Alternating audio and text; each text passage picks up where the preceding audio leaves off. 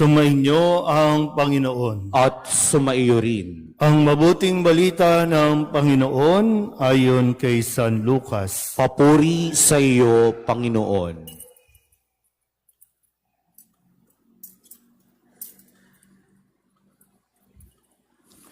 Noong panahong iyon, naghahari sa mga tao ang pananabik sa pagdating ng Mesiyas.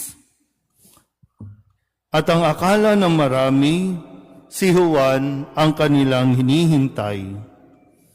Kaya't sinabi ni Juan sa kanila, "Binibinyagan ko kayo sa tubig, ngunit ang darating na kasunod ko, ang magbibinyag sa inyo sa Espiritu Santo at sa apoy.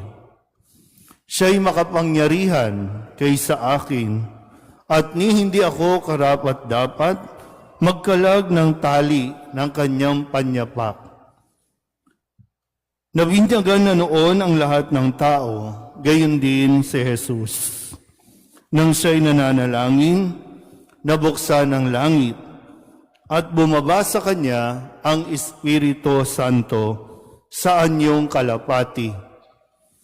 At isang tinig mula sa langit ang nagsabi, "Ikaw ang minamahal kong anak, lubos kitang kinalulugdan." Ang mabuting balita ng Panginoon. Pinupuri ka namin, Panginoong Hesukristo. Isang magandang umaga po sa inyong lahat. Palapakan natin ang Panginoon. Pasuyo na lang po sa mga may sombrero, patanggal po. Ngayon po ay pagdiriwang ng dakilang kapistahan ng pagbibinyag sa Panginoon. Ngayon din ang pagtatapos ng tinatawag nating Christmas season. Sabihin niyo nga muna sa katabi ninyo, Merry Christmas. Sa huling pagkakataon, dahil sa liturhiya ng ating simbahan, meron tayong season, Advent season, Christmas season, then ordinary season, papasok pagkatapos ito yung Lent season, and then Easter season. So mayroon tayong ganitong sinusundan para nang sa ganon ay mas matulungan tayo na makapasok sa mga pagdiriwang sa liturhiya ng simbahan. Bukas, magsisimula tayo sa unang linggo ng tinatawag nating ordinary season o mga karaniwang panahon. So tinatapos natin ang Pasko ng pagsilang, kaya wala na rin po tayo dito makikitang Belen. Although naghahanda tayo para sa kapistahan ng Santo Niño, pero bigla tayong, kumbaga sa pelikula, bigla tayong magpa-fast forward, malaki na sa Jesus.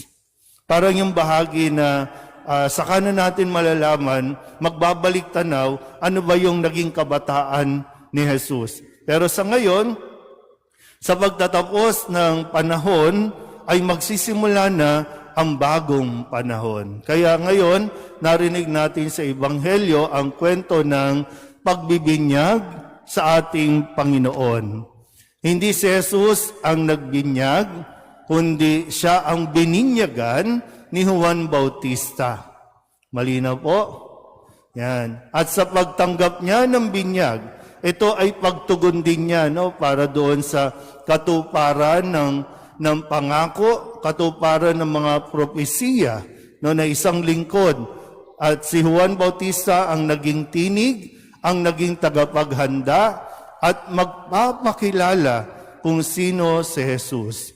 Minsan na rin natin narinig sa ibang ebanghelyo, sa ibang kwento, nang makita ni Juan Bautista si Jesus, itinuro niya ito sa mga tao at sinabing, "Masdan ninyo, ito ang kordero ng Diyos na nag-aalis ng mga kasalanan." Sa bahaging ito ng Ebanghelyo ni San Lucas, matapos nga no, na siya ay binyagan sa tubig at habang siya ay nananalangin, narinig din natin ang pagpapakilala sa kanya ng kanyang Ama, ating Panginoon, na sinasabing, ito ang aking anak na lubos kong kinalulugdan, ang minamahal kong anak na lubos kong kinalulugdan. At ito na rin yung hudyat, no? Sa pagbibinyag kay Jesus at sa pagpapahayag kung sino siya, ito ay nagbigay sa kanya ng hudyat na simulan ang kanyang misyon. Kaya yung mga susunod na tinatawag nating karaniwang panahon, dito natin mas maririnig yung ministry, public ministry ni Jesus, na siya rin namang ipinapahayag no, ng ating mga pagbasa. Okay pa tayo? Okay pa po? Medyo bumabagsak na tayo. Yan. Hanggat maaari, no, iniiklian ko lang para at least mas madali ninyong matandaan kahit papano, unti-unti, yung mga bahagi at mga kwento. So, magsisimula na ang pagganap ni Jesus matapos niyang tanggapin ang kapangyarihang ibinigay sa kanya ng Diyos Ama. At ano ang mga gagawin ni Jesus? Magpapalaya ng mga inaalihan ng demonyo, magpapagaling ng mga may sakit, magpapatawad ng mga kasalanan, at magpapahayag ng mabuting balita at ng paghahari ng Diyos.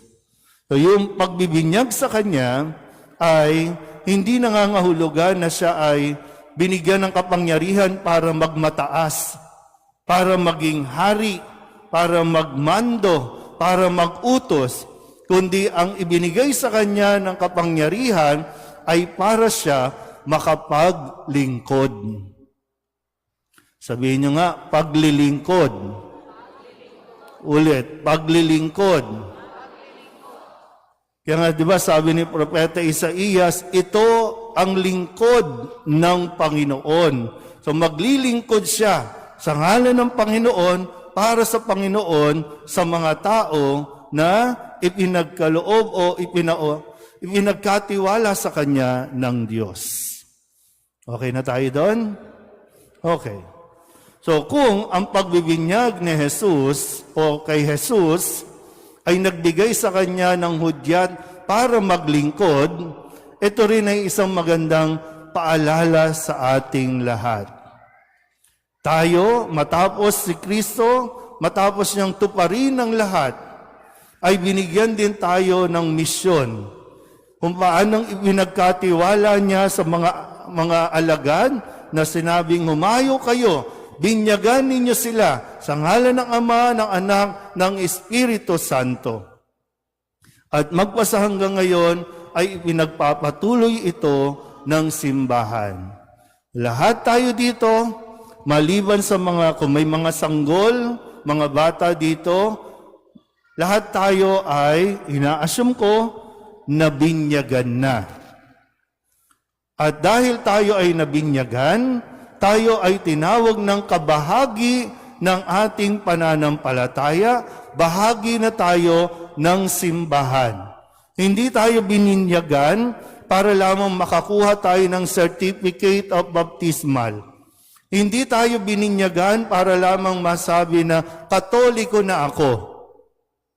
Dahil ang binyag na tinanggap natin o ibinigay sa atin ay nagbibigay din sa atin ng kapangyarihang makibahagi, tumulong, kumilos sa gawaing pagpapahayag ng mabuting balita.